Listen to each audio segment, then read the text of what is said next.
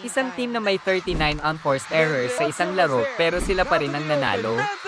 Sa harap ng libo-libong fans sa Isabela, isang underrated team ang bumangon at bumulaga at ito ang Farm Fresh Foxes. May rookie na nagpakitang gilas. May clutch block na nagpahiyaw sa buong arena. At may isang coach na nagpasabog ng bagong kultura sa Farm Fresh. At ito ang final score 23-25, 25-19, 25-23, at 26-24 laban sa isa sa pinakamalalakas, Choco Mucho Flying Titans. Kung di mo to napanood, sayang. Pero don't worry, heto na ang pinakamalupit, pinaka-clutch na breakdown ng PVL match na to. Sa set 1, maaga nang bumitaw ang Choco Mucho sa score na 25-23. Kahit paramdam na ramdam ang crowd ng Foxes. Pero teka, hindi pa tapos ang kwento. Sa set 2 naman, gumanti ang Farm Fresh, salamat sa mga atake ni Tubo at composure ni De La Cruz at Caitlin Viray. 25-19, one set each. At pinatunayan nila na kahit nagkamali ka, pwede ka pa ring manalo basta buo ang loob mo at buo ang tiwala mo sa sistema. Pero teka lang, hindi pa to ang pinaka-wild na set.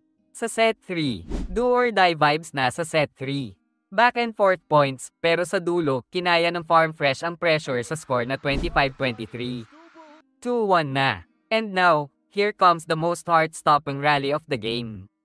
At sa set 4 akala ng lahat magkakamaroon pa ng set 5. Umarangkada ang Choco Mucho mula 18-22. Naging 23-22, salamat kina Ayesha Wagos, Jen Villegas, at Des Cheng. Pero sa pinaka-importanteng sandali, tumindig si Caitlin Viray, si Riza Cruz, at syempre, si Trisha Tubo. Match point 24 all, and boom. Tubo blocks Mendrez. At si Trisha Tubo na nga ang naging player of the game matapos magpakitang gilas with 22 points, 16 attacks, 3 blocks, 3 aces, at may 9 digs pa. Ayon kay Tubo, sobrang halaga ng panalong ito sa amin. Bago yung sistema ni coach, pero sobrang thankful kami na naa-apply na namin ito. Unti-unti nang nabubuo ang team at nagiging solid kasi may tiwala kami sa sistema at sa isa't isa. Mas masarap sa feeling na kasama namin si Coach Lodi at yung sistema na ibinibigay niya. At hindi lang si Tubo ang nakaramdam nito. Jolina De La Cruz finished with 16 points at 8 excellent receptions. At ayon sa kanya, hindi madali yung sistema ni Coach pero sobrang empowering. Tinuruan niya kaming huwag matakot magkamali. Kasi yung laro mo, lalabas lang kapag malaya ka. At yan mismo ang nakita natin sa laban na to. Isang team na lumaban ng may freedom, fire, at fearlessness. Dagdag pa riyan, solid ang suporta ng buong core.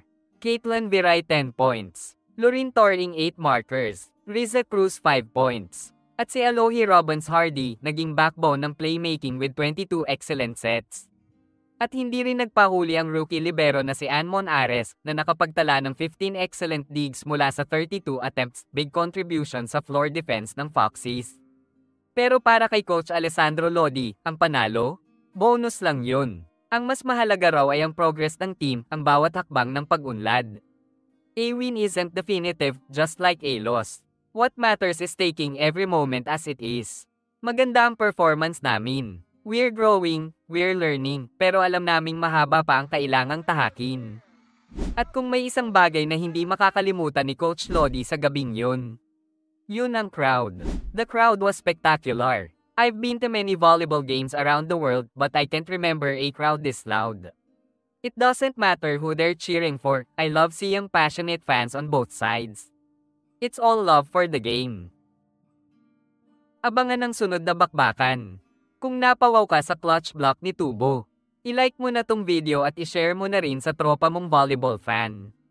Team Choco Mucho ka ba? O solid Farm Fresh fan? Let us know in the comments below at huwag kalimutang mag-subscribe para sa mas marami pang PVL file.